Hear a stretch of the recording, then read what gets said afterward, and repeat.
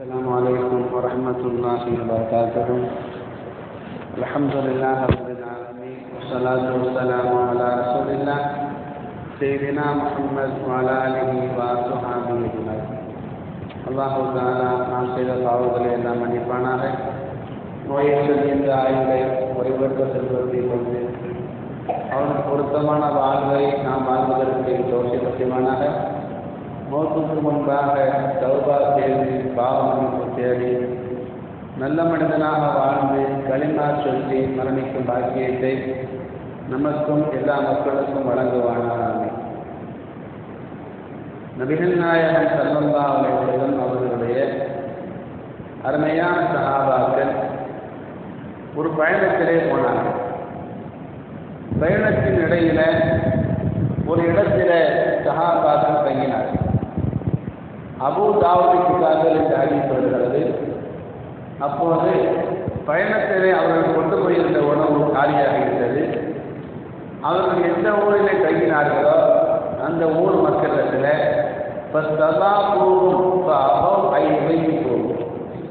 தங்கியிருந்த ஊர் மக்களிடத்தில் எங்களுடைய உணவு காலியாக இருக்கிறது, உங்களுடைய விருந்தாளிகளாக நீங்கள் எங்களை ஏற்றுக்கொண்டு ஒரு நேரம் உணவுதாரர்கள் என்று சஹாபாக்கள் கேட்டபோது அந்த ஊர் மக்களோ அந்த சஹாபாக்களுக்கு உணவு கொடுப்பதற்கான வசதி இருந்தும் கூட அவர்கள் சஹாபாக்களுக்கு உணவு கொடுக்க மறுத்துவிட்டார்கள். இதற்கு பிறகு கூட சஹாபாக்கள் அந்த இடத்திலேயே தொடர்ந்து தங்க வேண்டிய சூழ்நிலை எனவே தங்கினார்கள். சற்று நேரம் கழித்து அந்த கூட்டத்தாருடைய தலைவரை தேர் கொட்டிவிட்டது. எனவே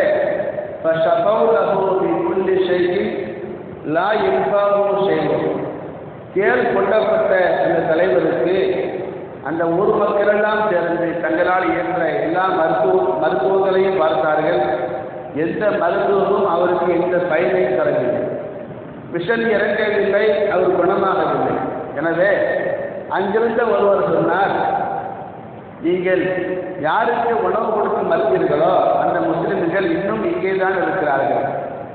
அவர்களில் யாருக்காவது மந்திரிக்க தெரிந்திருக்கலாம். எனவே நீங்கள் சென்று அவர்களிடத்தில் விசாரிக்கிறீர்கள் என்று சொல்ல அந்த கூட்டத்திற்கு சார்பாக ஒருவர் வந்து சஹாபாக்களை சந்தித்து கேட்டார், தகல் எந்த அகதில் இருக்கும் செய்வோம் எஸ்டி சாஹிபனா, எங்களுடைய தலைவருக்கு தோழருக்கு தேர் கொட்டி விட்டது, உங்களிலே மந்திரிக்கு தெரிந்தவர் யாராவது இருந்தால் வாருங்கள், அவர்களுக்கு மந்திரித்து பாருங்கள் என்று சொன்ன பொழுது ஒரு சஹாபி சொன்னார், எனக்கு மந்திரிக்கு தெரியும், நானும் ஓதி பார்க்கிறேன், நான் மந்திரித்தால் நான் ஓதி பார்த்தால் விஷம் இறங்கும், அவர் குணமாகுவார். ஆனால் ஒரே ஒரு காரியத்தை நீங்கள் செய்ய வேண்டும், எங்களுக்கு உணவு தர மறுத்த உங்களுக்கு நாங்கள் சாதாரணமாக ஓதி பார்க்க மாட்டோம். மா அனபிராகி, உங்களுக்கு நான் மந்திரிக்க மாட்டேன்.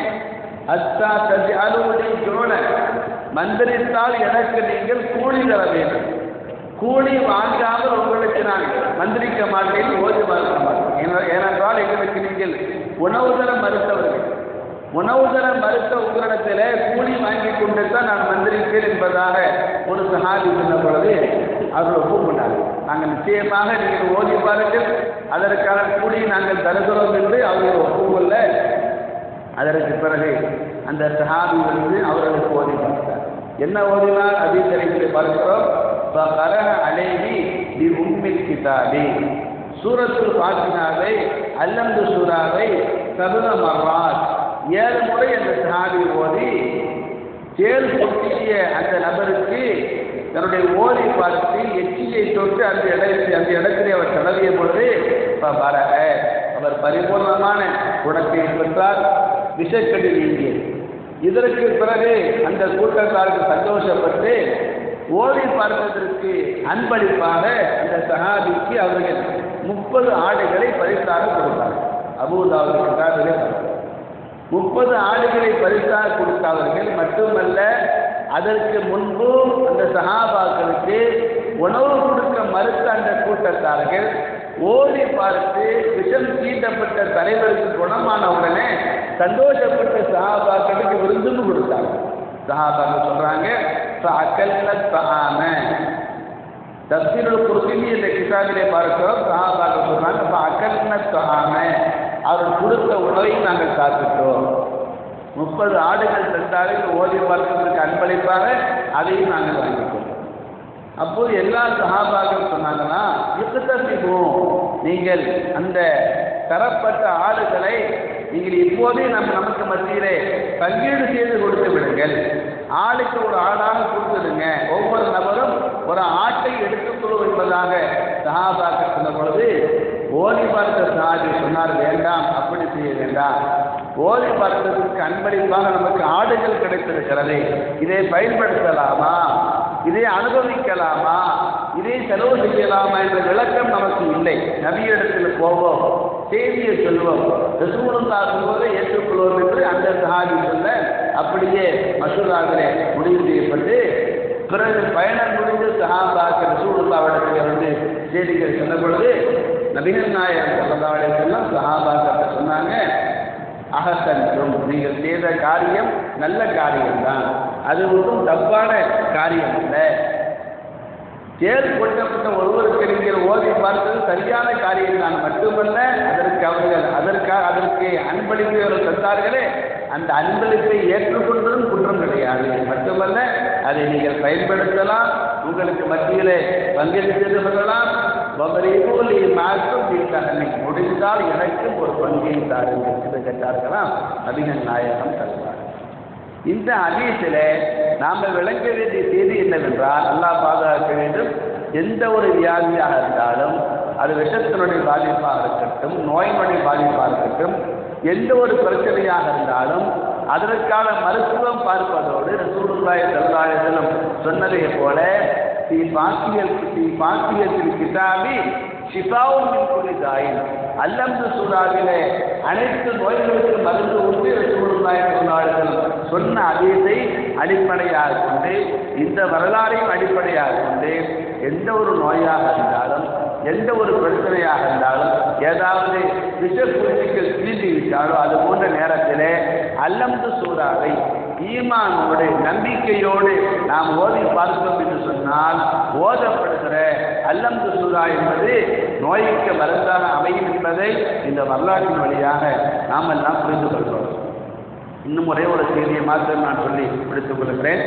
நபிகள் நாயகம் ஸல்லல்லாஹு அலைஹி வஸல்லம் ஹதீஸ்ல சொன்னாங்க, மன் அஸா மன்சிலஹு ஃபகரஹ அல்ஹம்துலில்லாஹி சூரத்துல் ஃபாத்திஹா வ குல் ஹுவல்லாஹு அஹத், எந்த மனிதர் தன் வீட்டின் உள்ளே நுழைகின்ற பொழுது அல்லம்து சூரா ஒரு முறையும் குல் ஹுவல்லாஹு சூரா ஒரு முறையும் ஓதுவாரோ, ஒரு மனிதர் தன்னுடைய வீட்டிற்கு வரும்போதெல்லாம், வீட்டின் உள்ளே நுழையும் போதெல்லாம், எப்போதெல்லாம் அவருக்கு நினைவுக்கு வருமோ, எப்போதெல்லாம் அவருக்கு வாய்ப்பு கிடைக்குமோ, அப்போதெல்லாம் நம்முடைய வீட்டின் உள்ளே நுழைகின்ற பொழுது அல்லம்து சூரா ஒரு முறை, சூரத்துல் இக்லாஸ் ஒரு முறை, வீட்டுக்குள்ள போகும்பொழுது சலாம் சொல்லணும், அது எல்லாத்துக்கும் தெரியும்.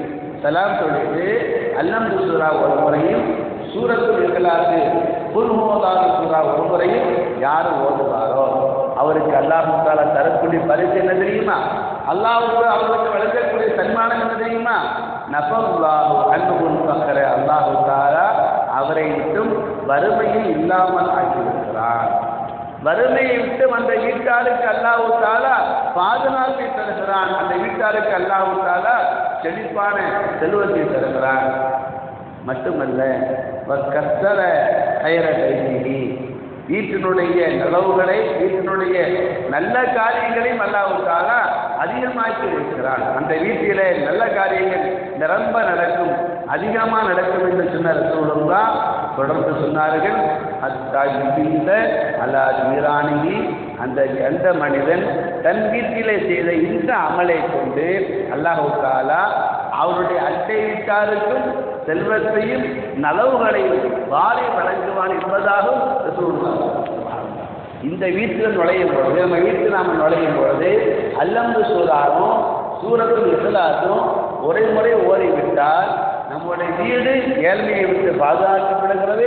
நம்முடைய வீட்டிலே நல்ல காரியங்கள் நடக்கிறது. மட்டுமல்ல, நாம் செய்த இந்த அமலை கொண்டு பக்கத்து வீட்டாளர்களுக்கும் அல்லாஹ்வுடைய பரக்கத்து கிடைக்குதுன்னு சொன்னால் இவ்வளவு சிறந்த அமலாக இந்த அமல் இருக்கிறது. துருல் மன்சூர் தப்சீர் கிதாபில் இந்த ஹதீஸை நாம் பார்க்கிறோம். அல்லாஹு தஆலா சூரத்துல் ஃபாத்திஹாவை கொண்டு நாம் அமல் செய்வதற்கு அல்லாஹு தஆலா அந்த சூராயை ஓதி வாழ்க்கையிலே எல்லா பரக்கத்துகளையும் பெறுவதற்கு தௌஃபீக் செய்வானாக. ஆமீன் யா ரப்பல் ஆலமீன். வா ஆகிரு தஅவானா அனில் ஹம்துலில்லாஹி ரப்பில் ஆலமீன். அஸ்ஸலாமு அலைக்கும் வ ரஹ்மத்துல்லாஹி வ பரகாத்துஹு.